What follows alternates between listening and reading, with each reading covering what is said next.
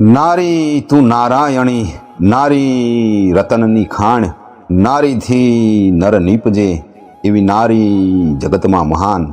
જગતના મહાપુરુષોને જન્મ આપનારી નારી સાક્ષાત નારાયણી છે. જે કર ઝુલાવે પારણું તે જગત પર શાસન કરે. માનવ જાતિ પર નારીનું બહુ મોટું ઋણ છે. આપણા શાસ્ત્રો કહે છે, યત્ર નાર્યસ્તુ પૂજ્યતે રમંતે તત્ર દેવતા. અર્થાત જ્યાં નારીઓની પૂજા થાય છે ત્યાં દેવતાઓ વાસ કરે છે. આપણી આ ભારતની ભૂમિમાં એવા અમર નારી ચરિત્રો જોવા મળે છે. પતિવ્રતા માતા સીતા પતિના સુખે સુખી અને પતિના દુઃખે દુઃખી રહીને પતિના માટે રાજમહેલનો વૈભવ છોડીને વનનો વિકટ માર્ગ અપનાવ્યો. લક્ષ્મણના પત્ની માતા ઉર્મિલાએ મોટા ભાઈ રામની સેવામાં જતા પોતાના પતિ લક્ષ્મણને હસતા મોઢે વિદાય આપી 14 વર્ષનો વિયોગ સહન કર્યો અને પોતાના સાસુઓની સેવા કરી. સતી અનસૂયાએ પોતાના સતીત્વના પ્રતાપે બ્રહ્મા, વિષ્ણુ અને મહેશને નાના બાળકો બનાવ્યા. સતી સાવિત્રીએ પોતાના પતિવ્રતા ધર્મના પ્રતાપે પોતાના મૃત પતિ સત્યવાનને સજીવન કર્યો. મહારાણી લક્ષ્મીબાઈએ પોતાના રાજ્યની પ્રજાના રક્ષણ માટે નિડરતાથી અંગ્રેજોનો સામનો કર્યો. મહાન તત્વવેતા વિદુષી ગાર્ગી, અહલ્યાબાઈ, માતા ગંગા સતી, મેવાડના સંત મીરાબાઈ જેવા અનેક અમર નારી રત્નોએ ભારતની ભૂમિને પાવન કરી છે. નારી વાત્સલ્યની સાક્ષાત મૂર્તિ છે. કુદરતે સ્ત્રીને સૌંદર્ય અને મમતાની મૂર્તિ બનાવીને માનવ જાત પર મોટો ઉપકાર કર્યો છે. દરેક સ્ત્રીમાં નવ દુર્ગાના 9 રૂપ હોય છે. ક્ષમા, પ્રેમ, ઉદારતા, લજ્જા, વિનય, વાત્સલ્ય, સમતા, ધીરતા, વીરતા, સેવા, શાંતિ, સત્ય, પરદુઃખ ભંજન, શીલ, સદભાવ, સદગુણ અને સૌંદર્ય, આ બધા ગુણોથી ભરપૂર નારીનું જીવન ગરિમાપૂર્ણ અને મહાન હોય છે. 9 દુર્ગાની સમાન સ્ત્રીઓના મહાન 9 ગુણો છે. માતા શૈલપુત્રી પ્રથમ ગુણ. પર્વતરાજ હિમાલયની પુત્રી હોવાના કારણે પાર્વતી માતાજીને શૈલપુત્રી પણ કહે છે. આમ કોઈ પણ સ્ત્રીનો પહેલો પરિચય એના પિતાથી હોય છે. પિતાના ઘેર રહીને દીકરી ઘણું બધું શીખે છે. નાની બાળાનું એ રૂપ મન ભાવન હોય છે. નાની એવી પરીના રૂપમાં એ જન્મ લે છે અને પોતાની કાલી ઘેલી વાણીથી આખા ઘરમાં બધાના દિલમાં છવાઈ જાય છે. પુત્રીના રૂપમાં આખા પરિવારને આનંદ આપે છે અને પિતાને પણ આનંદ આપે છે. બીજું રૂપ માતા બ્રહ્મચારિણી. બ્રહ્મચારિણી એટલે માતા પાર્વતીએ તપ કરીને શિવને મેળવ્યા હતા. એકના એક દિવસ પોતાના પિતાનું ઘર છોડીને પોતાના ઘેર જવું પડે છે. ત્રીજું રૂપ માતા ચંદ્રઘંટા. જેના મસ્તક ઉપર ચંદ્રના આકાર જેવું તિલક છે એટલે માતા પાર્વતી પણ જેમ શિવજીના મસ્તક ઉપર ચંદ્ર ધારણ કરેલો છે એમ માતા પાર્વતી પણ એવા જ રૂપના થઈ ગયા છે. એમ દરેક પત્ની પોતાના પતિમાં ભળી જાય છે. ચોથું રૂપ માતા કુષ્માંડા. બ્રહ્માંડને ઉત્પન્ન કરવાની શક્તિ પ્રાપ્ત કર્યા પછી માતાજીને કુષ્માંડા પણ કહેવામાં આવે છે. જગતની દરેક સ્ત્રી જન્મદાત્રી છે. જન્મ આપવાવાળી શક્તિ છે. એના પેટમાં બ્રહ્માંડને ઉત્પન્ન કરવાની શક્તિ છે.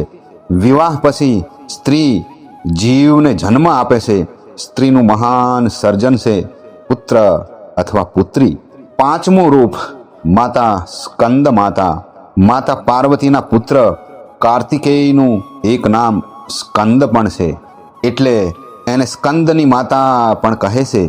દરેક સ્ત્રી જ્યારે જીવને જન્મ દેવાની પ્રક્રિયામાંથી પસાર થાય છે ત્યારે એ પણ માતા જ બને છે.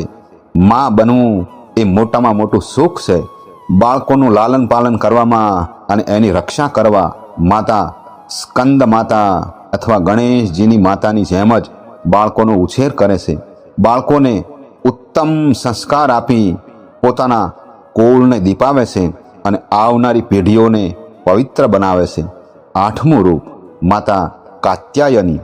યજ્ઞની અગ્નિમાં ભસ્મ થઈને મહર્ષિ કાત્યાયનની તપસ્યાથી પ્રસન્ન થઈને તેમને ત્યાં પુત્રીના રૂપમાં જન્મ ધારણ કર્યો એટલે માતા કાત્યાયની કહેવાય છે.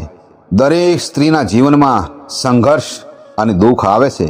જ્યારે વિવાહ કરીને પતિના ઘેર જાય છે એ એનો બીજો જન્મ હોય છે, જ્યારે એ બાળકની માતા બને છે.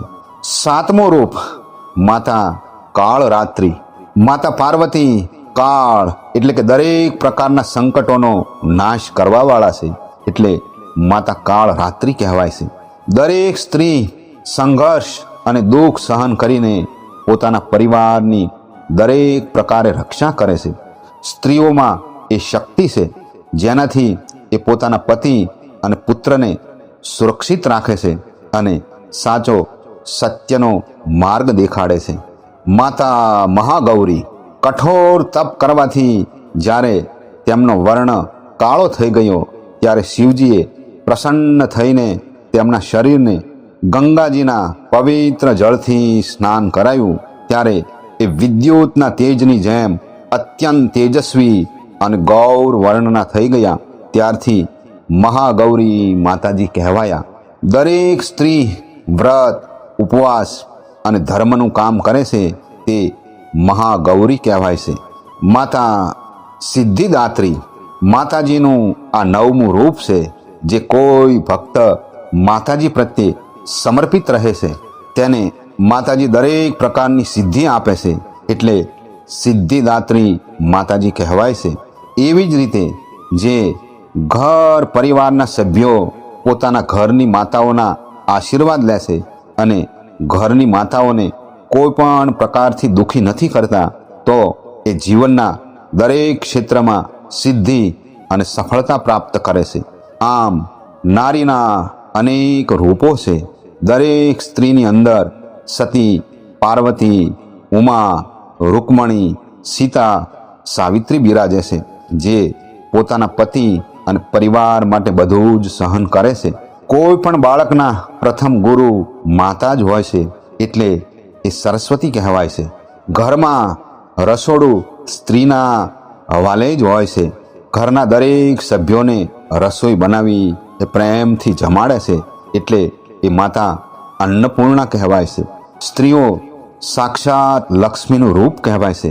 એના કર્મ અને ભાગ્યના કારણે જ ઘરમાં સુખ અને સમૃદ્ધિ આવે છે.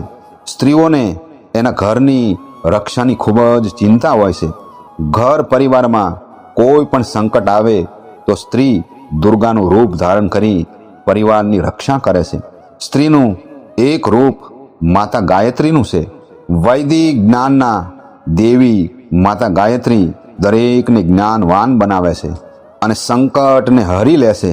એટલે સ્ત્રીઓમાં કદાચ અક્ષર જ્ઞાન ન હોવા છતાં જ્ઞાન પ્રાપ્ત કરી શકે છે અને ઘર, પરિવાર, સમાજને સાચો સત્યનો રાહ દેખાડે છે.